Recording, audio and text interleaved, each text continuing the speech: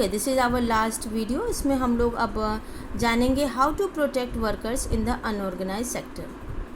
भाई organised sector के अभी हमने फ़ायदे देखे कि उसमें जॉब्स अपॉर्चुनिटी अगर मिल जाती है आपको तो आपकी जॉब जो है वो सिक्योर हो जाती है। लेकिन कंट्री की पॉपुलेशन के अकॉर्डिंगली ऑर्गेनाइज सेक्टर में काम बहुत कम है।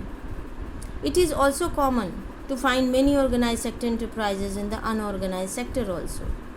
बहुत मुश्किल होता है इस तरह से किसी ऑर्गेनाइज्ड सेक्टर को ढूंढना अनऑर्गेनाइज सेक्टर में, क्योंकि अनऑर्गेनाइज सेक्टर में जो कंपनियां काम करती हैं बेसिकली वो अपने टैक्सेस को बचाने के लिए, अपने रूल्स एंड रेगुलेशंस के से बचने के लिए अलग अलग तरीके अपनाती है और इन सब के बीच में नुकसान होता है लेबर्स का जो वहाँ काम करते हैं।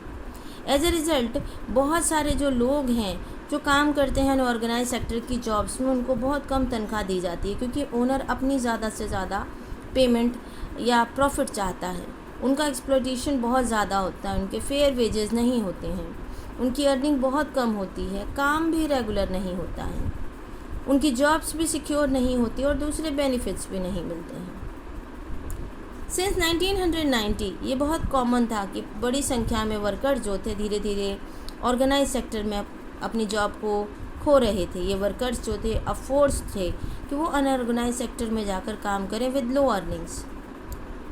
Hints beside the need of more work, भाई काम के अलावा भी आपको कुछ और ज़रूरतें होती हैं, उनमें आप अपने लिए प्रोटेक्शन चाहते हैं, वर्कर्स अपने लिए डिफरेंट काइंड्स ऑफ सपोर्ट्स भी चाहते हैं। आज आप देखो रूरल एरियाज़ में अनऑर्गेनाइज सेक्टर में मोस्टली जो लैंडलेस लेबर्स होते हैं, छोटे छोटे फार्मर जिनके पास बहुत छोटे सा ज़मीन का टुकड़ा होता है, आर्टिसंस जैसे वीवर्स बुनकर हैं, और आपको ब्लैक स्मिथ्स हैं, लोहार जो होते हैं, कारपेंटर हैं, ये सब लोग जो हैं वो मजबूर होते हैं इस तरह से काम करने के लिए। Nearly 80% of rural house hold जो भारत में हैं वो इसी तरह के स्मॉल और मार्जिनल फार्मर कैटेगरी में आते हैं। अब ये जो फार्मर्स हैं जो मार्जिनल कैटेगरी में आते हैं इनको एडिक्वेट सपोर्ट की ज़रूरत है।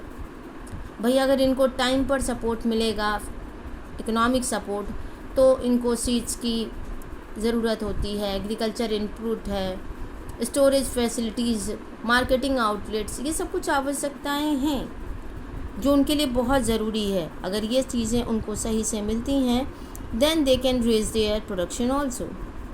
अर्बन एरियाज़ में ऑर्गेनाइज सेक्टर जो है बेसिकली इसमें वर्कर्स आते हैं जो स्मॉल स्केल इंडस्ट्रीज़ में काम करते हैं, कैजुअल वर्कर्स जो कंस्ट्रक्शन साइट्स में काम करते हैं, ट्रांसपोर्ट में काम करते हैं।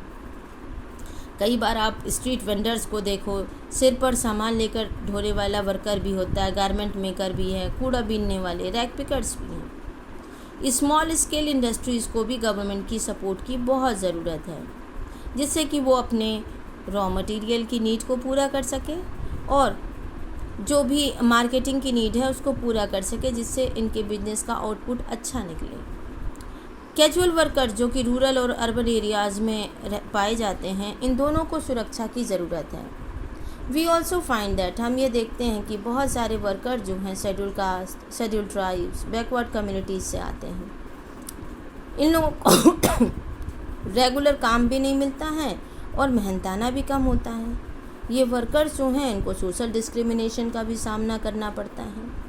तो यहाँ पर क्या ज़रूरत है, यहाँ पर गवर्नमेंट की तरफ से उन्हें protection as well as support की ज़रूरत है जिससे कि इनका इकोनॉमिक और सोशल डेवलपमेंट हो सके। अगर हम अगले लास्ट टॉपिक पर भी चलते हैं, वो है sectors in terms of ownership and public and private sector. ये सब हम लोगों के लिए कॉमन टॉपिक है। Public sector is associated with government sector, जहाँ पर जो भी इंडस्ट्रीज़ होती हैं उन पर जो भी संपत्ति होती है उन पर सरकार का कब्ज़ा होता है। और प्राइवेट सेक्टर इट मीन्स जो भी असेट्स हैं, सर्विसेज हैं, वो प्राइवेट व्यक्ति के हाथ में या किसी कंपनी के हाथ में होते हैं। आप अपने देश में देखते हैं रेलवे हो, पोस्ट ऑफिस हो, ये सब गवर्नमेंट सेक्टर में हैं, यानी कि पब्लिक सेक्टर में हैं। लेकिन Tata iron steel company limited या रिलायंस इंडस्ट्रीज़, ये आप नाम जानते होंगे कि एक तो रतन टाटा जी के हाथों में है और दूसरी जो है वो अंबानी जो हैं समूह के लोग, उनके हाथों में है। तो प्राइवेट सेक्टर जो एक्टिविटीज़ जितनी भी होती हैं बेसिकली ये काम करती हैं to earn more and more profits. अब भाई वो सारी जो सुविधाएं जो गवर्नमेंट सेक्टर आपको देती है वो प्राइवेट सेक्टर दे तो सकती है, लेकिन अगर वो देगी तो इसके लिए ये बहुत ज़्यादा एक्स्ट्रा चार्ज करेगी। बट क्योंकि गवर्नमेंट का ये काम होता है to provide the basic necessities and infrastructure to the country, so that ये एक सब्सिडाइज्ड रेट पर ये सारी चीज़ें जो हैं हमें प्रोवाइड करती है। There are some activities which the government has to support, करने की ज़रूरत है। आप देखो प्राइवेट सेक्टर जो है कभी भी इस तरीके की एक्टिविटीज़ को नहीं करेगा। अब आज सस्ते दर पर बिजली मुहैया कराना सरकार का काम है। इसके लिए गवर्नमेंट क्या करती है? डैम्स बनाती है, हाइडल पावर प्लांट्स लगाती है। गवर्नमेंट जो है एमएसपी रेट पर, मिनिमम सपोर्ट प्राइस पर वीट और राइस खरीदती है फार्मर्स से। क्यों? क्योंकि एक तो इसकी वजह से फार्मर्स को अच्छे पैसे मिल पाते हैं अपनी क्रॉप्स के बदले, और दूसरा गवर्नमेंट इन फूड ग्रेन्स को फार्मर से ख़रीद कर स्टोर करती है और फिर पब्लिक डिस्ट्रीब्यूशन सिस्टम के अंतर्गत इसको बाज़ार में सेल करती, बाज़ार में राशन की शॉप्स के द्वारा गरीब और मार्जिनलाइज्ड लोगों को देती है बहुत ही सब्सिडाइज्ड रेट पर। तो बहुत सारे एक्टिविटीज़ हैं प्राइमरी रिस्पॉन्सिबिलिटी के रूप में माने जाते हैं वो सरकार की, और गवर्नमेंट को इस पर काम करने की भी ज़रूरत है, चाहे वो हेल्थ केयर हो या एजुकेशन फैसिलिटी हो।